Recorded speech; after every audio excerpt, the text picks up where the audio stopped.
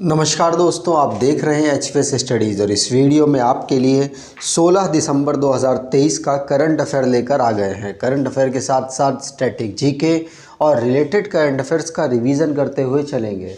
अगर आप इस चैनल पर पहली बार आए हो तो चैनल को सब्सक्राइब कर लीजिएगा। वीडियो अच्छी लगे तो वीडियो लाइक करके ज़रूर जाइएगा। लास्ट में आपके लिए क्विज़ रखा है, उस क्विज़ को ज़रूर सॉल्व कीजिएगा। चलिए बात करते हैं लास्ट डे के क्विज़ की। लास्ट डे आपसे क्वेश्चन पूछा गया था, who will be honoured with the Padma Pani life time achievement award. तो पद्म पानी लाइफ टाइम अचीवमेंट पुरस्कार से किसे सम्मानित किया गया? तो आंसर था जावेद अख्तर, और आप सभी ने आंसर सही दिया था और डिटेल में दिया था। आज के पहले क्वेश्चन की बात करें तो पहला क्वेश्चन है, who has been appointed as the youth voter awareness ambassador of Jammu and Kashmir. आपको पता चला होगा कि जम्मू और कश्मीर में 114 सीटें लोकसभा के द्वारा अनाउंस कर दी गई हैं, लोकसभा के द्वारा बिल पास करके यहाँ पर लागू की गई हैं, जिनमें 24 सीटें हैं कहाँ, जो पाक ऑक्युपाइड कश्मीर है उसके लिए, और 90 सीट्स में चुनाव होगा जम्मू कश्मीर के विधानसभा के लिए। तो अब जम्मू कश्मीर में चुनाव होगा तो वहाँ के वोटर्स के अंदर अवेयरनेस करने के लिए यहाँ पर सुरेश रैना को एम्बेसडर के रूप में अपॉइंट किया गया है, जिससे कि वो इस वोटिंग जो पद्धति है उसमें पार्टिसिपेट ज़्यादा से ज़्यादा करें। सुरेश रैना कौन है? तो ये क्रिकेटर थे, अब इंटरनेशनल नहीं खेलते हैं और अब शायद IPL भी नहीं खेलते हैं। ये सिर्फ इन्होंने क्रिकेट से संन्यास ले लिया है और अब ये जो इलेक्टोरल ऑफिसर हैं, चीफ इलेक्टोरल ऑफिसर हैं जम्मू कश्मीर के, उनके द्वारा इनको एम्बेसडर बनाया गया है, जो कि जम्मू में वहाँ के यूथ के बीच में प्रमोट करेंगे कि वो इलेक्शन की जो पद्धति है, जो प्रोसेस है, उसमें पार्टिसिपेट करें। सुरेश रैना जो कि इनका ओरिजिन उत्तर प्रदेश से हुआ है, मुरादनगर में इनका जन्म हुआ था और ये भारतीय क्रिकेटर थे। लेफ्ट हैंड बॉलिंग और लेफ्ट हैंड बैटिंग किया करते थे। ठीक, आगे बात करें अपॉइंटमेंट से रिलेटेड जो क्वेश्चंस बने हैं उनको रिवाइज करते हैं। पहला क्वेश्चन पढ़ लिया। दूसरा, छत्तीसगढ़ के चीफ मिनिस्टर कौन बने हैं? तो विष्णुदेव साई। कौन? विष्णुदेव साई। कंचन देवी ये Indian council of forestry research education में DG के पद पर अपॉइंट हुई हैं। जेवियर मिली नए प्रेसिडेंट बने हैं अर्जेंटीना के। ओपन AI के CEO दोबारा से सैम अल्टमैन बन गए हैं। कोटक महिंद्रा बैंक में अशोक वासवानी मैनेजिंग डायरेक्टर और CEO बन चुके हैं और आलोक शर्मा SPG के डायरेक्टर बने हैं।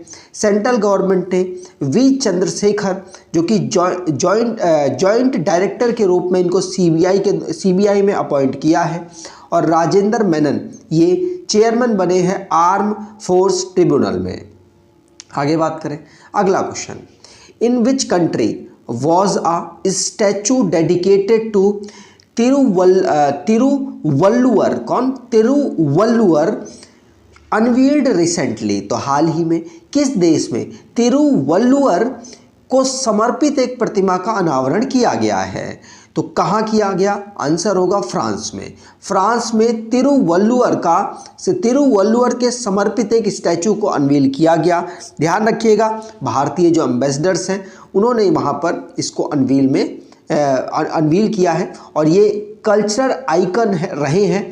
ध्यान रखेंगे, तमिलियन जो जितने भी वहाँ पे रहते हैं उनके लिए यहाँ पर तिरुवल्लुवर का एक स्टैचू अनवील किया गया, क्योंकि बहुत ज़्यादा रिस्पेक्ट है तमिलियंस के बीच में, इसीलिए फ्रांस में ऐसा हुआ है। ये कौन थे? तो ये इंडियन पोएट और फिलोसोफर थे, ध्यान रखेंगे। और फ्रांस की बात करें तो कैपिटल इसकी पेरिस है। इमैनुअल मैक्रोन प्रेसिडेंट हैं। प्राइम मिनिस्टर एलिजाबेथ बोर्ने हैं और करेंसी यूरो है। अब जो इंटरनेशनली करंट अफेयर्स बने हैं उनको रिवाइज कर लेते हैं। पहला क्वेश्चन पढ़ लिया। दूसरा, जो पोलैंड है वहाँ पर प्राइम मिनिस्टर डोनाल्ड टस्क बने हैं। पाकिस्तान ब्रिक्स में अपनी मेंबरशिप चाहता है कि वो भी ब्रिक्स का मेंबर बन जाए। ब्रिक्स में इस समय पर टोटल टोटल 5 मेंबर हैं और जनवरी 2024 से मेंबर हो जाएंगे 11। ध्यान रखिएगा 6 नए मेंबर को अप्रूवल मिला है। और लुक फ्रेडेक ये लग्जमबर्ग के नए प्राइम मिनिस्टर बने हैं और जेम्स क्लेवरली ये होम सेक्रेटरी बने हैं यूके में। यूके के किंग चार्ल्स ने कोरोनेशन फूड प्रोजेक्ट को इंट्रोड्यूस किया जिससे कि एक्स्ट्रा जो फूड वेस्ट होता है उसको वेस्ट ना किया जाए। और चिली 95वां मेंबर बना है इंटरनेशनल सोलर अलायंस का। डॉक्टर BR अम्बेडकर जी का जो टॉलेस्ट स्टैचू इंडिया से बाहर USA में अनवील किया गया। इंडिया जो कि सऊदी अरेबिया के साथ ग्रीन हाइड्रोजन और उससे रिलेटेड सप्लाई चेन को डेवलप करने के लिए MOU साइन कर चुका है। अगर आप कोई ई बुक परचेज करना चाहते हैं तो डिस्क्रिप्शन बॉक्स में लिंक है, वहाँ से आप ई बुक परचेज कर सकते हैं। अगला question, on which anniversary of the territorial attack on parliament there was a security lapse and the youth filled the Lok Sabha with smoke from smoke Keynes.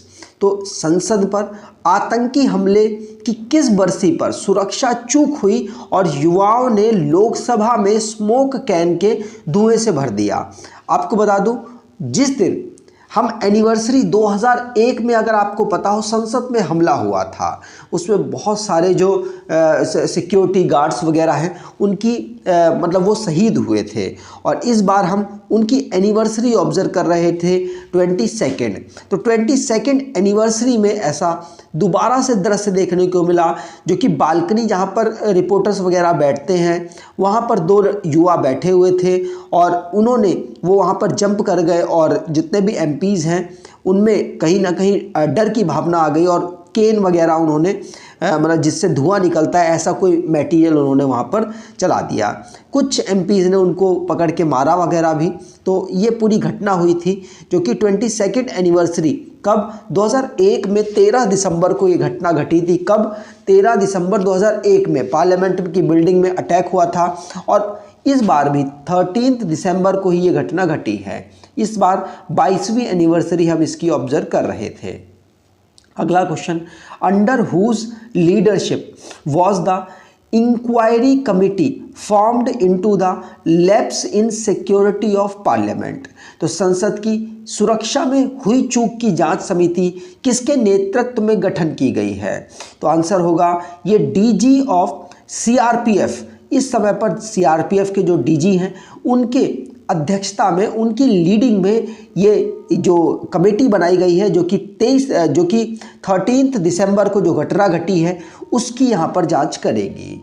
Anish Dayal Singh जो कि CRPF के DG है इस समय और साथ साथ एडिशनल चार्ज ITBP के DG का भी संभाल रहे हैं। उनके द्वारा ही यहाँ पर इसकी लीड किया जाएगा। इस इंसिडेंस की जो घटना है उसको यहाँ पर यहाँ पर ऑब्जर्व किया जाएगा कि क्यों ऐसा हुआ, क्या सिक्योरिटी में लैप्स आए थे। ठीक, आगे बात करें। अगला question, which TMC MP was suspended from Rajya Sabha for the remaining period of the winter session of parliament. तो किस TMC सांसद को संसद के शीतकालीन सत्र की शेष अवधि के लिए राज्यसभा से निलंबित कर दिया है? देखिए कौन है? डेरन ओ ब्रायन। कौन? डेरन ओ ब्रायन। इनको यहाँ पर TMC के सांसद हैं और राज्यसभा में मेंबर हैं, वहाँ से इनको निलंबित कर दिया है जो भी आने वाला विंटर के डेज हैं उनके लिए। क्यों? रिसेंटली में आपको पता है कि महुआ मोइत्रा वाला केस हुआ। महुआ मोइत्रा को यहाँ पर सस्पेंड कर दिया गया, उनकी सांसदी ही चली गई। तो उसी से रिलेटेड ये यहाँ पर रेगुलर आवाज़ उठा रहे थे, इसीलिए पीयूष गोयल ने इनको सस्पेंड करने और काम को ना करने का, काम पर रुकावट करने की वजह से इनको सस्पेंड करने के लिए यहाँ पर मतलब रिक्वेस्ट की। और ऐसा जो हमारे पार्लियामेंट के राज्यसभा के जो स्पीकर हैं उनके द्वारा इनको यहाँ पर चेयरमैन है उनके द्वारा इनको यहाँ पर सस्पेंड कर दिया गया। कौन है चेयरमैन? तो वाइस प्रेसिडेंट जगदीप धनखड़ जी हैं, उनके द्वारा इनको सस्पेंड किया गया। अगला question, which player has been appointed by Kolkata knight rider as their captain for next season. आपको पता है अप्रैल और मार्च के आसपास ना ये आईपीएल चलता है, इंडियन प्रीमियर लीग, बहुत ज़्यादा चर्चाओं में भी रहता है और वहाँ पर टोटल अब 10 टीमें खेलने लग गई हैं। इस सीज़न जो लास्ट सीज़न गया है उससे पहले 8 टीमें खेला करती थी, उसी में से एक कोलकाता नाइट राइडर टीम है जो कि शाहरुख खान की, यहाँ पर शाहरुख खान और जूही चावला की टीम है। और अब इनके नए कैप्टन बन चुके हैं कौन? Shreyas Iyer.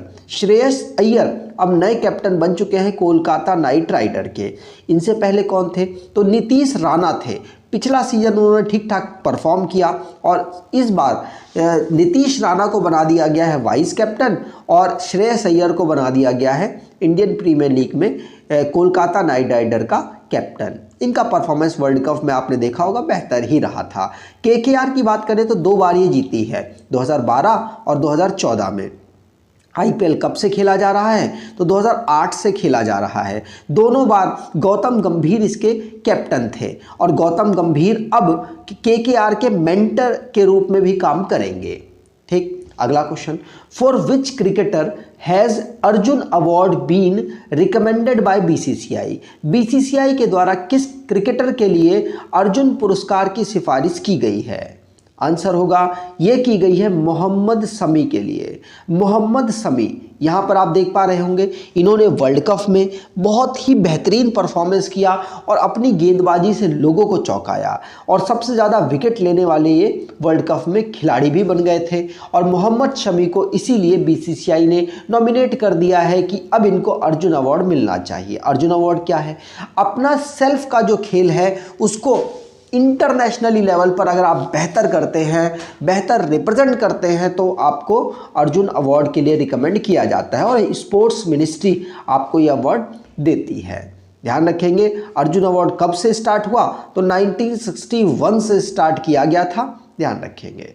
BCCI board of control for cricket in India, Bharat में क्रिकेट को कंट्रोल करने वाली ये बॉडी है। इसको 1928 में फाउंड किया गया था। हेडक्वार्टर मुंबई में है। रोजर बिन्नी इस समय पर इसके president, vice president Rajiv Shukla, secretary Jay Shah, men's coach Rahul Dravid और वुमेन्स कोच रमेश पवार हैं। अगला question, who is the only Indian cricketer in the list of Google top 10 trending athlete in the year 2023। तो गूगल में जो सर्च के मामले में 10 खिलाड़ी जो ट्रेंड कर रहे थे उनमें 2023 में भारत के एक क्रिकेटर हैं। कौन? इनका नाम है शुभमन गिल। ध्यान रखिएगा, शुभमन गिल इसमें एकमात्र खिलाड़ी हैं जो कि टॉप 10 में यहाँ पर ट्रेंड कर रहे थे। अगर बात करें टॉप पर कौन था, तो न्यूजीलैंड के क्रिकेटर हैं जो कि भारतीय ऑरिजिन के हैं। इनका नाम है रचिन रविंद्रा। कौन? रचिन रविंद्रा, ये यहाँ पर टॉप कर रहे थे और शुभमन गिल टॉप 10 में से एक हैं। ठीक, आगे बात करें। अगला question, which British Indian composer has been included in the 2024 Booker Prize judging panel.